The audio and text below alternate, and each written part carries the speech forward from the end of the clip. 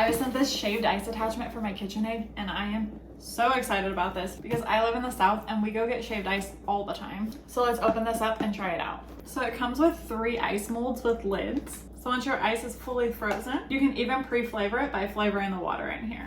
Then you have the main upper housing, the detachable ice cup that attaches to the bottom here. And there's a fine shaving blade and a coarse shaving blade that you can interchange. We like fine shaved ice, so I'm gonna leave the fine blade on here. And this guy is gonna go right inside here. As you can see, once you have the frozen ice, you can dump it right in here. We're just gonna dump this right in here. Here it is inside there. And now it's locked on, so let's shave it.